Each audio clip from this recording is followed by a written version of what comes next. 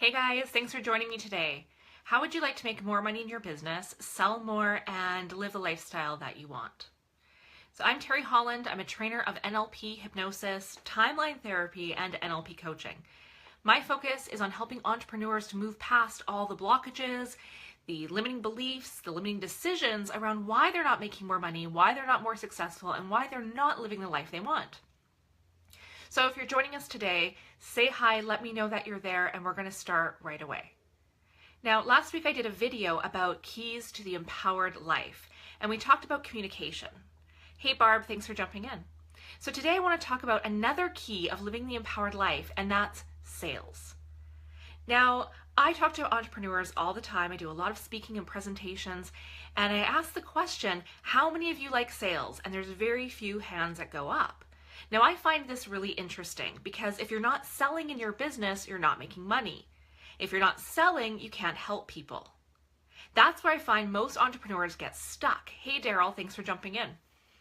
I find most entrepreneurs get stuck there, especially entrepreneurs who are in the helping industry, who are in wellness, health practitioners, alternative health practitioners, because they just want to help people. And I totally get that. When I was in the fitness industry, when I first started in health and fitness, I just wanted to help people. I didn't want to sell. I was a personal trainer. I wanted to help people. And then one day, I had a coach who told me something that changed my perspective on sales. What she said to me was, if you don't sell to them, you can't help them. And suddenly it clicked. It was like I got it. The sale is just a gateway to allow me to help the person. It's an exchange of energy. Yeah, selling is fun. Sales is just an exchange of energy. The person has to invest some money. There has to be a transaction where they give you money and you give them the service you provide. Now, those of you who are watching, I don't know if you've done this before, but I did, and I learned this the hard way, was if you give something for free, what does that do? Hey, Janet, thanks for jumping in. What does that do? If you give somebody a service for free, how beneficial is that service to them? And I'm just looking at my computer right now because I'm going to share the video on my page so more people can find it. But I'd like to hear your comments. Feel free to comment, to post of what do you think about that when you give a service for free? Now, I used to do that. I just wanted to help people. So I'd give my service for free, or I would give it at a really discounted price. And Daryl, you nailed it on the head. They don't value it. People don't value what's free. They value what they invest in and what they pay for. So this came up actually on a post that another coach had posted recently where she said, if somebody came to you for coaching and they couldn't afford your services, would you work with them? And I said, absolutely not. Now, there was a time in my life where I would have discounted my services, or I would have felt like, oh, I need to help them. I'll give them a few free sessions to help them out. But here's what happens is they don't get value out of it if they're not invested. Now, let's play a little game, and I want you guys to participate and play along. So feel free to comment. Let's say that I'm going to double or triple your income. I think most people would like that. And that's what I do with clients. I help them double or triple their income. So let's say I'm going to help you double or triple your income, and I'm going to do that for $100 an hour. What was the first thing you guys thought of? Was there value in that? If I'm going to double or triple your income, is there any value in that? If I do it for $100 an hour? I'm going to guess no. And you guys can comment if I'm wrong, but I'm going to guess no. Is that believable? Is it congruent? What if I'm going to double or triple your income and I'll do it for $200 an hour? Is that congruent? How about 500? Am I getting closer? At 500, does that sound a little more realistic? How about $750 an hour? Does that sound better? So when you're when you're telling people what it is that you charge, you need to charge the correct amount. I had a conversation earlier with a friend of mine who's also an NLP trainer. We were talking about this very thing, about how so often people undervalue what it is they're doing. And they do a disservice to the client. If you're not selling on your value, if you are not pricing yourself correctly, you're doing a disservice to your client. So back when I was a personal trainer and I would do really discounted training, or where I would give lots of free sessions in the hopes that maybe they would come and sign up with me afterwards, they didn't get anything out of it. And in fact, those clients were the biggest pains in the ass. They expected the most from me. They did the least amount of work themselves. And then when I started charging more, when I finally got tired of that and I started charging more, guess what happened? I got better clients. I got better clients who were more committed to their results, and they got better results. And then I increased my rates even more, and guess what happened again? I got better clients who got even better results.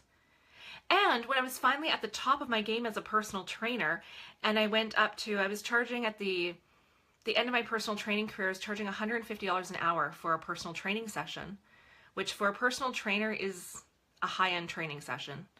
I had the best clients, they got the best results, they were the most committed to what they were doing. So I learned something valuable in that. So when I see entrepreneurs who are selling their services at a really discounted rate, you are doing your client a disservice by doing that. They will not get the value, they will not get the results, and you will not look like the expert that you want to be. So when it comes to sales, the biggest reason why people don't like doing it is they feel that it's icky, or they don't want to be salesy, or they don't want to be sleazy. And I'm going to give you a couple tips for how you avoid being salesy or sleazy. One is the person has to need your service or your product. There has to be a need or an opportunity. If they don't need you, don't sell to them.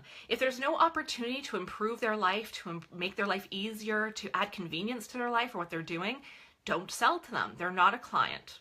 They're not a customer. So that's the first way to avoid being salesy. If they don't need you, or there's no opportunity to improve their life or to improve their business or improve whatever solution that it is you provide, if there's no need or opportunity there, that's when sales get pushy and yucky and gross. But if they need what you're doing, or if there's an opportunity in what you're doing, then you are helping them. So the second reason why I think people think that sales are gross or yucky, or one of the ways to overcome that challenge, is you have to provide value. You have to provide a lot of value in what you're doing, and you need to be able to communicate that value in the way that the customer understands that there's value in it. So you might think that what you do is the best thing in the world, but if you're not speaking their language, if they don't understand there's value in it for them, then what are you doing? So when I teach sales, I teach how to communicate in your client's language, how to communicate in a way that your message gets through and they understand what it is you're saying, and you can connect value to the need. And the next thing, the next reason, or the next way around that sort of icky, salesy, gross thing that people want to avoid, is you have to understand how your client makes a decision. So have you ever had somebody sell to you in a way that you were just completely disengaged? I've had this happen. I've had it happen, for example, we went to buy our last TV. I went into the store, I knew exactly what I wanted. I saw the TV I wanted. I told the sales guy, I said, I'd like to buy this TV. And he said, let me show you a few more options. And I said, well, I really like this one. What's wrong with this one? Well, let me show you one that's higher resolution and does this and great for gaming. I'm not a gamer. I don't care about games. My husband's not a gamer. He doesn't care about games. And so he started to lose me, and I started to disengage from it. So what he was doing was using his own buying strategy to sell me something, and that wasn't working for me. We ended up not buying at that store. We went to another store and bought a different TV.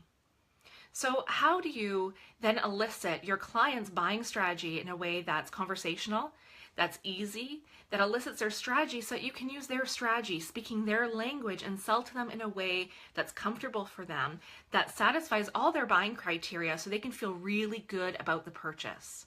That's what I teach in the NLP practitioner training. I also teach as a separate workshop, Empowered Sales. And this is a great workshop if you have a team of people who you're working with in sales, and if they're not producing results, this is an excellent workshop to bring in. Now I'll tell you something, here's a tip. 80% of people, before they ever speak with you in a consultation, before they ever walk into your store, before they ever have a conversation about your product or service, 80% of people have already imagined buying your product or your service and using it. And your job is to connect them to that internal representation in their minds of what that would be like. That's your only job, is to connect those two. And if you can do that, you will get a sale. So if you're not closing 80% of your sales, you're not connecting them to the internal representation in their minds. So if this sounds of value to you and of interest to you to help improve your sales so that you can sell more, make more money, and subsequently help more people, then I think this would be a great workshop for you to attend. Or come to the NLP practitioner training and you'll learn everything that I do. So if that sounds good to you, if you're interested in that, if you have a team of people that you work with that you think would benefit from this, then I would love to come in and do a 30 to 40 minute presentation to talk to them about this and see if it would be a great fit for you. If you have any questions, please post below, and I would love to hear from you and to answer any questions you may have. I'll post a link as well of how you can book me in for a 30 to 40 minute presentation in your workplace, for your team, or how we can have a one-on-one consultation as well. Thanks so much for joining me today, guys. If you think this video would benefit anyone, please hit the share button and share it with your friends. Thanks so much. Have a great day, and I look forward to connecting with you later. Bye.